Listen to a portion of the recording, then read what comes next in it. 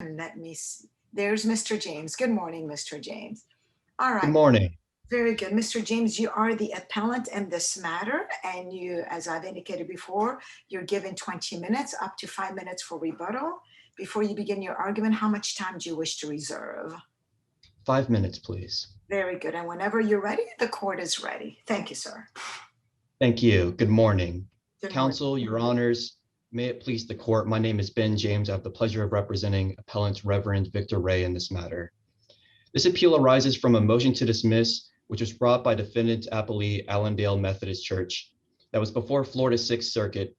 The motion to dismiss alleged that appellant and plaintiff Reverend Victor Ray failed to state a cause of action in his complaints. The motion to dismiss was granted with prejudice and is the subject of this appeal. We respectfully request that this tribunal reverse the lower court's order granting the motion to dismiss and remand for further proceedings consistent with the reversal. And Now, if I may, can I just jump right in, Mr. James? Because as you know, on a granting of a motion to dismiss, we are limited by the four corners of the complaint.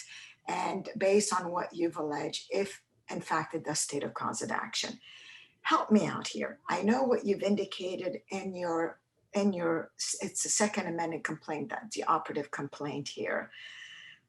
Where in that complaint is there any allegation that your client had control over the sidewalk where the injury happened?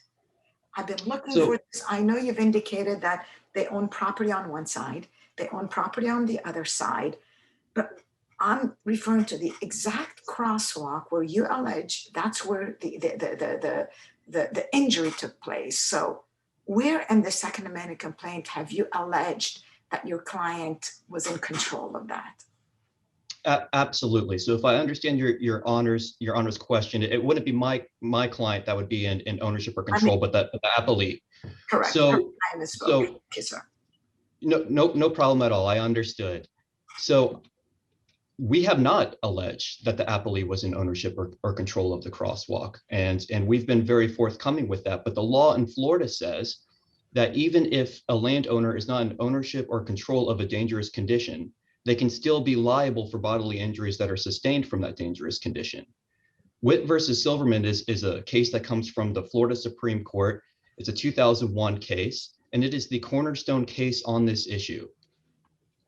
Because in that case, though, isn't that a little bit different? Because in that case, if you pull up the facts, they allege there that I think it was that the actual landowner's conduct created a foreseeable zone of risk because of the actual landscaping. They had a big, I guess, a big foliage, dense foliage that ended up on the sidewalk, which impaired a driver's view.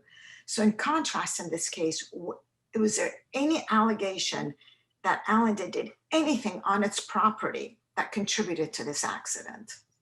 Absolutely. Let me first go into Witt versus Silverman and talk a little bit about the procedural history of that case. So before Witt versus Silverman was adjudicated in 2001, the circuits were split and there was conflicting law as to whether or not a landowner could owe a duty of care for dangerous conditions that existed off of its premises. And when Witt versus Silverman was brought before the Supreme Court of Florida, the court said, okay, we have to look at this issue globally, not just on the specific circumstances of this case, but we need to advise the courts as to, first off, if a duty of care can exist to a landowner for a dangerous condition that is off its premises. And if it does, what guidance can they look to determine that? And what the court looks to is the restatement of tort seconds, section 364. And I want to quote directly from this because it's important, and it lays down the exact guidance for this court and other courts to determine this issue. The section states, quotes, a possessor of land is subject to liability to others outside of the land for physical harm caused by a structure or other artificial condition on the land, which the possessor realizes or should realize will involve an unreasonable risk of such harm if, and then the court goes into three separate paragraphs, A, B, and C. I'm drawing the court's attention to the third paragraph, C, which states, quote, the condition is created by a third person without the possessor's consent or acquiescence, but reasonable care is not taken to make the condition safe after the possessor knows or should know of it. So going back to your honor's question, what did the appellee do that contributed to this dangerous condition? it has been pled in the complaint, and once again, we are limited to what is in the complaint. All reasonable inferences are to be made in favor of the non-moving party for a motion to dismiss. It is pled in the complaint that the appellee knew a dangerous condition existed between its two premises, and that it still encouraged the use of that crosswalk nonetheless. But would you And agree, it was, if I may quote, encouraging use of a crosswalk is very different from the case law that says, like in wit, maintaining obstructive foliage or doing something that would cause a dangerous condition. Just simply quote, encouraging. How does that term by itself? I have a difficulty, understanding your argument. But the only term encouraged to use the sidewalk. sure. So we're looking at two different things here. We're looking at an artificial condition. In the Silverman case, you have some structures that were alleged to obstruct the vision of motorists so that they struck a pedestrian. In this case, the artificial condition is a sidewalk. That's what was alleged in the appellant or plaintiff's complaint, in the second amended complaint. The second element, and what your question goes to is what the appellee did. Does encouragement reach that level? And our argument is it absolutely does. Because Witt versus Silverman, when they talk about the jurisprudence of why they believe a landowner can be liable for dangerous conditions that occur outside his premises, and you mentioned this earlier, Your Honor, that the jurisprudence behind the recognized duty of care in Florida is whether the defendant's conduct foreseeably creates a broader zone of risk that poses a general threat of harm to others. When they're encouraging the use of this particular sidewalk in regards to other ways to mitigate this, or otherwise not warning, and we also pled in that complaint, they didn't warn of this dangerous condition. But Mr. James, excuse me, there is nothing on either property owned by the church that contributes to the dangerousness of the crosswalk. Is that correct? That is correct. What is being pled is that the dangerous condition existed in the crosswalk in and of itself. However, that crosswalk was straddled by two properties that were owned by the appellee, and the appellee encouraged the use of that particular crosswalk to get between its two properties. Mr. James, let me ask you, you keep saying that. Where in your second amended complaint do you allege that they encouraged the use of the crosswalk? Obviously they've got a parking lot that's across the street, but I'm looking for that specific allegation, and I'm missing it, that they encourage the use of the crosswalk if it's in there. It would be paragraph 9 of the amended complaint that says defendant Allendale United Methodist Church Incorporated positioned the entrance of his church in a manner which encouraged invitees to use the crosswalk. And I believe that it was, we also made an allegation that was pled that they encouraged it generally. However, I do not have the amended complaint right in front of me. I apologize. But this duty of care. So what you're saying is the construction of the church was in such a manner that people would reasonably be anticipated to use the crosswalk as opposed to some other place to cross to the parking lot. That is part of the argument. So I want to break that down, that there are multiple things that have been alleged that the appellee did or did not do that led to the use of this dangerous condition that creates a broader foreseeable zone of risk. One of which is that the construction of the buildings and otherwise the encouragement of the use of this crosswalk contributed to that. The second is that they knew that this crosswalk was a dangerous condition. They knew that invitees were using this crosswalk to access its church, and they did not warn those invitees of the dangerous condition in its crosswalk. So there's multiple things.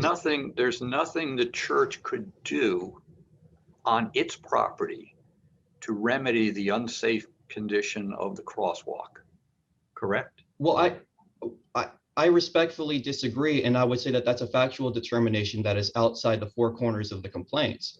Again, the analysis here is did the plaintiff plead a duty of care that is recognized by Florida law? If they do, then they survive a motion to dismiss. That's the law in Florida. Now, if there's other factual determinations, once the courthouse doors are open, by surviving a motion to dismiss or otherwise getting past that procedural hurdle, then these factual determinations can come out. But But until that point, But if I may, I know you indicate these factual, this is your opportunity right now in an operative complaint to set forth the basis of liability. And if the law says, hey, based on this, there's really no cause of action, it's incumbent on you to set forth in the complaint such, factual basis in order to trigger in, that cause of action. And so to follow up with Judge LaRose's question, there's nothing in the complaint here that said, oh, the church did this or failed to do this, which then could cause this. If you look at the four, again, we're limited by the four corners of the complaint. There's nothing in there that would trigger that. And I believe that was just to follow up with Judge LaRose's question, Mr. James. and I appreciate that analysis, but I respectfully disagree. Silverman tells us that a failure of a duty to warn when the invitee or invitees of a landowner's property believe that a dangerous condition off their property is to be used in connection with that land, despite that land not being under the ownership of the landowner, that a duty to warn does satisfy. But if I may, sir, because that case is totally distinguishable, because they've alleged in their pleadings that they created that foreseeable zone of risk by contributing to that dense foliage that fell onto and I think in that case it was on a sidewalk, if I'm not mistaken. So if we're going to compare cases, it's totally different from what's been alleged here. Well, I will say that Silverman has been used and cited in other cases that are more consistent with the facts of this matter. In Yorker versus Amtrak, which was a case before the Middle District of Florida, they cited Silverman. And in the Middle District held that's under Florida law, premise liability can attach where there is a lack of ownership and control, and that when a defendant exercises implied authority by inviting people to utilize the property in a particular manner, the defendant may become responsible to invitees in the same manner as an owner. And by pleading in the complaints that the defendants encouraged the use of the crosswalk, the plaintiff satisfied their burden by pleading a cause of action that is an express cause of action that's recognized by Florida law. Now, there can be other factual determinations that say, the scope of the duty pledged doesn't apply to the defendant. I understand that argument. But what I'm saying here before this court today is a determination is what the plaintiff, with all reasonable inferences in favor of the non-moving party, did the plaintiff and appellant plead a duty of care that is recognized by Florida law, and it's our position that he did. So when the appellant alleged that the appellee knew of a dangerous condition that existed between his two properties, but encouraged the use of the dangerous condition anyways, the appellant pled a duty of care in his complaint, recognized by Florida Supreme Court precedent, Florida case law, and is otherwise a cause of action that exists. Therefore, it was error for the lower court to grant the defendant's motion to dismiss, and we respectfully request that this tribunal reverse the lower court's order granting the motion to dismiss and remand for further proceedings consistent with the reversal. Thank you. Thank you, Mr. James. And you do have your rebuttal time, sir. Okay. Thank you. And Mr. Carlson, you have your 20 minutes, sir. Whenever you're ready, the court is ready. May it please the court. And My name. Let me just interrupt. Mr. James, can I trouble you to mute your microphone at this time? Absolutely. Thank you, sir. All right, Mr. Carlson, please proceed. Thank you, Your Honor. My name is Brant Carlson. I represent the defendant and appellee in this case, Allendale United Methodist Church, Inc. Today, we would urge the court to reject the appellant's arguments, find the second amended complaint failed to state a cause of action for premises liability negligence, and affirm the ruling of the trial court below, dismissing the second amended complaint with prejudice. Because this court is reviewing an order granting a motion to dismiss, the standard of review is de novo. The court should affirm the ruling below for two key reasons. First, the appellant has failed to allege that Allendale owned, controlled, maintained, or even apparently controlled the condition or structure, i.e. the crosswalk, which proximately caused the appellant's injuries according to the allegations of the second amended complaint. And secondly, Florida case law generally recognizes that there is no duty on the part of an adjacent landowner as it relates to a duty to maintain or a duty to warn in relation to adjacent public property. For both of these key reasons, this complaint was properly dismissed. Mr. Carlson, remind me what's alleged. What's wrong with the crosswalk? Is it just where it is? Thank you, Your Honor. This actually leads right into my first point. The second amended complaint, paragraphs 11 and 12, contain the only real allegations of negligence in this case. And I'd like to read paragraph 11 to the court because this is the central allegation. The crosswalk was insufficiently marked and there was insufficient lighting around the crosswalk that caused the driver of the vehicle not to see the plaintiff and impact him. And I'd like to stop and focus on that point. Let me ask you this before you do that, Mr. Carlson. Are there any circumstances under which that condition would impose a duty to warn on the appellee? Respectfully, Your Honor, no. This will lead into my second point, and some of the case law which is cited in both the record on appeal and in our initial brief. But there are many issues surrounding the duty to warn allegation that's presented in this complaint, some of which relate to the openness or obviousness, but others which relate to Florida case law generally holding that there is no duty to warn in relation to conditions that are on public land. I would analogize and point the court to the Shupback, the Cantons, and the Polyev cases. In particular, the Polyev case, a 3rd District Court of Appeal case from 2001, which is highly analogous, actually stated, and I quote, "We hold that an entity which does not control the area or undertake a particular responsibility to do so has no common law duty to warn, correct, or safeguard others from naturally occurring, even if hidden dangers common to the waters in which they are found." This, of course, was a case that summarized Florida jurisprudence relating to premises liability causes of action against private landowners who were on or near public beaches and public waters. And this case summarized a long line of Florida precedent that held the abutting landowners are not responsible for these conditions on public land, either to correct these conditions or warn about these conditions. And those conditions included all manner of perils from riptide to drowning perils, hidden sandbars, submerged rocks, things of that nature. But we would analogize to that case on your duty to warn question, Your Honor. Moving back to paragraph 11 of this complaint, the alleged insufficiency or the alleged injury causing mechanism in this case is the crosswalk. As the appellant has conceded, there's no condition or structure on Allendale property which proximately caused in any way the alleged injuries. The only offending mechanism here is on that crosswalk, and within the 4 corners of the second amended complaint, it is absolutely patent that Allendale does not control that crosswalk. And we will come back to this point raised in paragraph 11 in the complaint, but for now, suffice it to say that these allegations do fail to state a claim for premises liability in the state of Florida.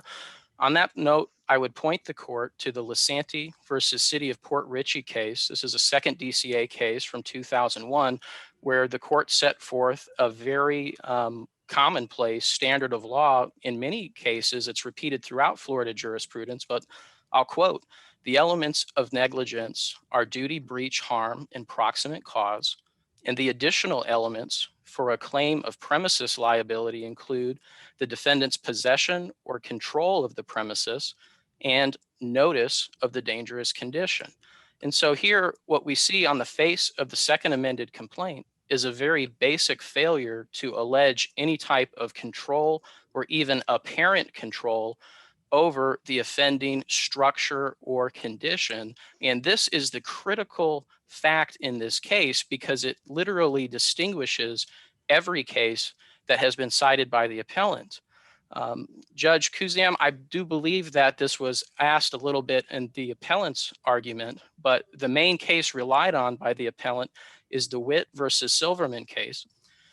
And this case is a foundational Florida Supreme Court opinion. It contains foundational standards of law on this topic, but this case involved foliage overgrowth on the land of a landowner who is, and the Florida Supreme Court was forced to ask whether or not the landowner could be held liable for an injury that happened off the landowner's premises. And in this case, we will fully concede that Florida case law does recognize exceptions to where a landowner can be held liable for an injury that occurs off its premises. But I want to draw the court's attention to the fact that in all of these cases and in all of these exceptions, the idea of control is universal. For instance, in the Witt case, the Florida Supreme Court cited a dissenting opinion by Judge Schwartz in the Evans case. And I'd like to read that standard because the Florida Supreme Court applied it. That standard is, there is no liability on the part of a landowner to persons injured outside his lands, which includes persons on adjacent highways, unless the owner has done or permitted something to occur on his lands, which he realizes or should realize involves an unreasonable risk of harm to others outside his land. And so, of course, applying this standard, the Witt court then noted specifically, it is undisputed in this case that the landowners had exclusive control over the foliage and landscaping on the business premises. And it does not appear that it would have been unduly burdensome for the landowners to have maintained this foliage consistent with safe egress and ingress. In other words, in Witt, the landowner actually controlled the foliage that was on his land. He let it go. And this created a foreseeable risk of harm to a passing motorist, and what Florida now recognizes as an impaired view type of case where overgrowth impairs the view of a driver.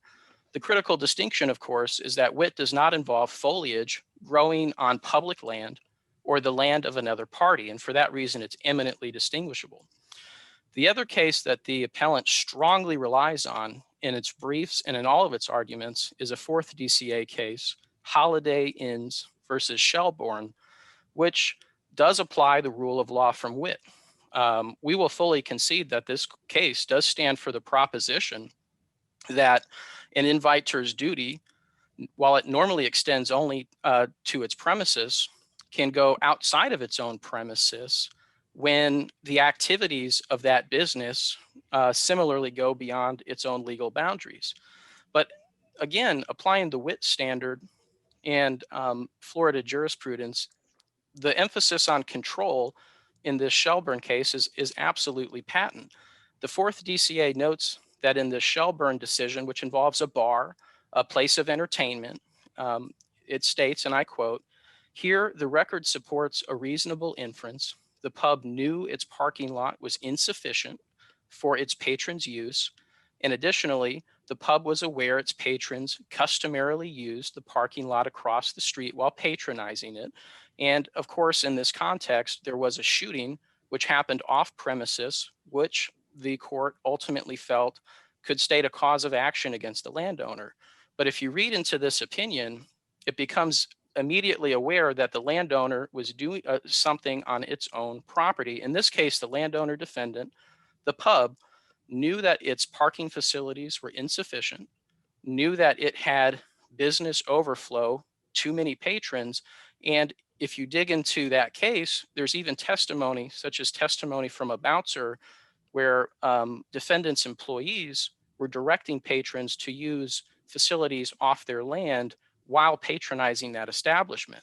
So in other words, the Shelbourne case rests on the notion of control, in that this particular defendant knew the issues on its own property, failed to remedy it, and then that caused a foreseeable injury to somebody off premises. Again, that's analogous to Witt in the Evans case, but it's not analogous to our own case here, because there is nothing Allendale did, or with respect to its own premises, or with respect to what it controls, to cause a foreseeable risk of harm to another person.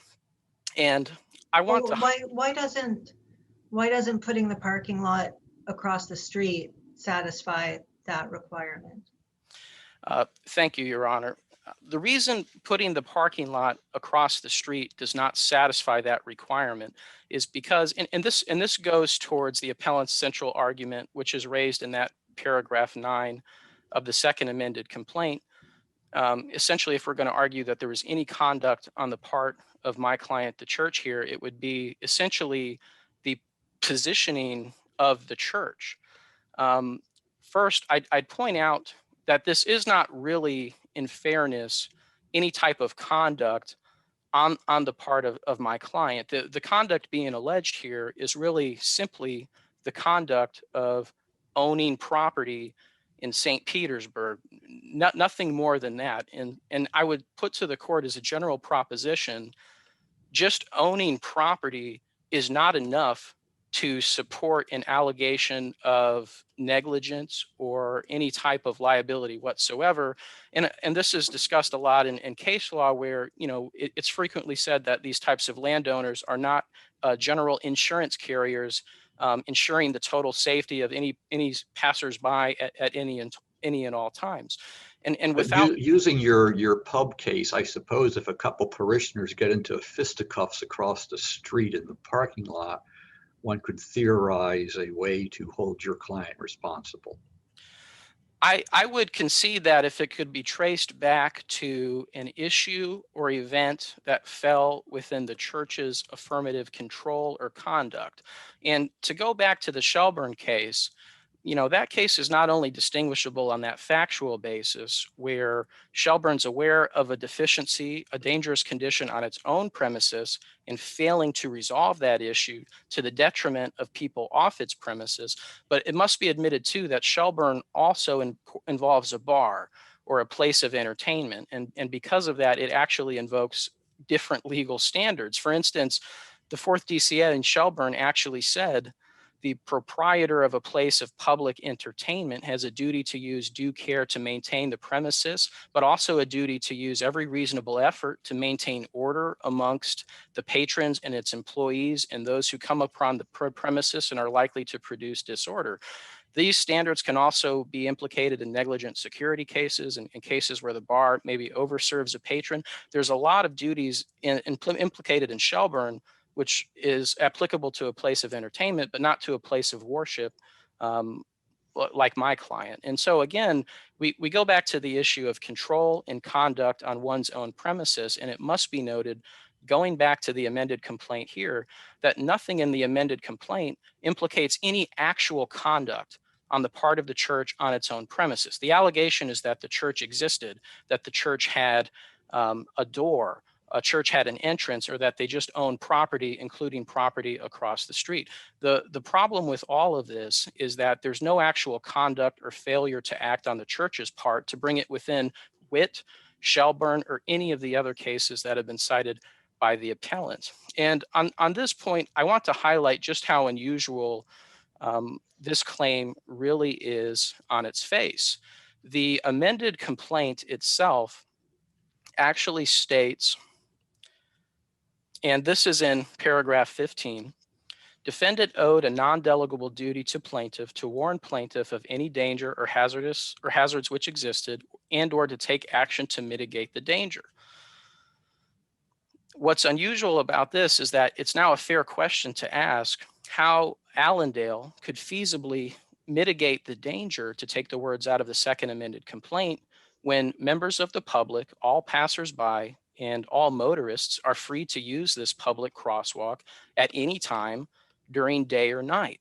The Betchel Corporation versus Batchelor case, a third DCA case from 2018, provides insight and tells us in terms of what is control in a given case. It says control is the ability to control access to or exclude others from a given premises. But here, the offending premises, of course, is not one which Allendale controls. And if we're going to talk about mitigating a danger, I would point the court to a Florida statute, 316.00775, entitled Interference with Official Traffic Control Devices or Railroad Signs.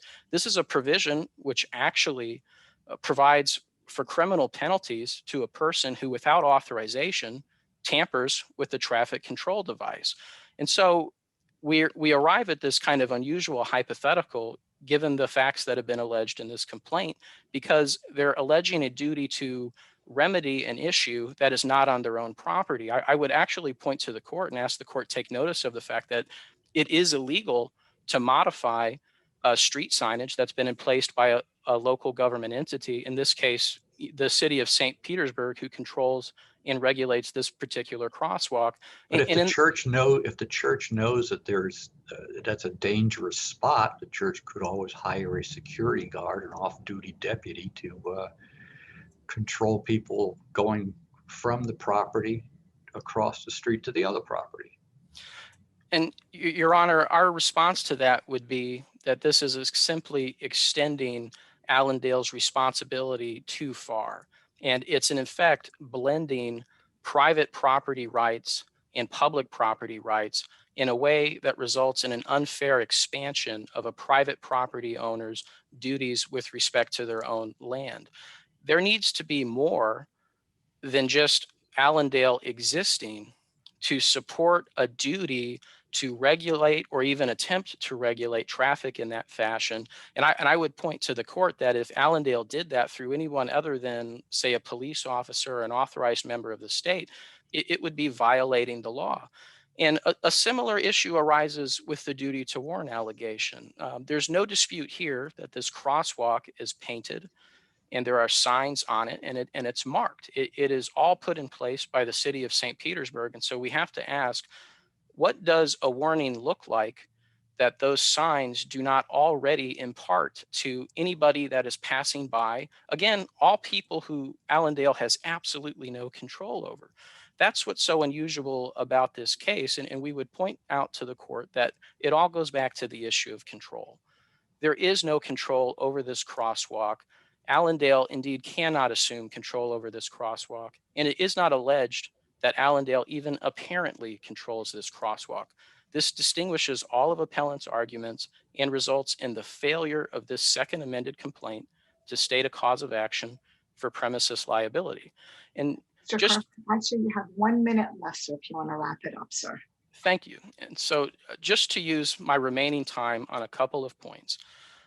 Florida law is generally held that an adjacent landowner is not responsible in terms of the duty to maintain or the duty to warn with respect to adjacent public property. The Shutback and Canton's case state that point blank and say that the adjacent landowner does not have a duty, any of those duties with respect to an adjacent sidewalk. That's highly analogous here. Indeed, it drives the point home. And to speak just briefly to some of the appellant's arguments regarding open and obviousness and the resolution of factual issues, I would ask the court to look at the Rist versus Northside Inc. case, a case that the appellant relies on for that argument. And I would suggest that the appellant's reliance on that case is stretched, as Rist does not stand for the proposition cited, and it does not say anywhere that a trial court is not permitted to interpret from the pled allegations of a complaint that an alleged condition was so open and obvious as to not establish a duty of care. And if I could, I would point the court to the Quinley. If I may, Mr. Carlson, you just exhausted your time, sir. So thank you. Thank you, Your Honor. Thank you, Mr. Carlson. And I'm going to ask you to please mute your microphone. And Mr. James, we're ready for your rebuttal, sir. Thank you. Goldberg versus Florida Power, Supreme Court case from Florida Supreme Court case from 2005, says that in a motion to dismiss regarding premise liability issues, such as the one at issue here for a failure to state a cause of action, what is being adjudicated is limited to whether or not the plaintiff pled a duty of care that exists in Florida law. Now, a lot of the conversation, a lot of the argument that's been made today is if the duty of care pled by the plaintiff, pled by the appellants, if the scope of that duty regards the circumstances of this incident. And I understand that. I understand there's some concerns there that need to be factually developed. But we aren't talking about facts here. What we're talking about is if in the complaint, a duty of care was pled that exists under Florida law. And a lot of this discussion today, a lot of the argument seems to concede that Silverman addresses or supports a duty of care exists or can exist for landowners that for dangerous conditions that occur outside its premises. And this case has been used in matters where the landowner has exercised implied authority by directing people to use premises that they don't own in a particular manner.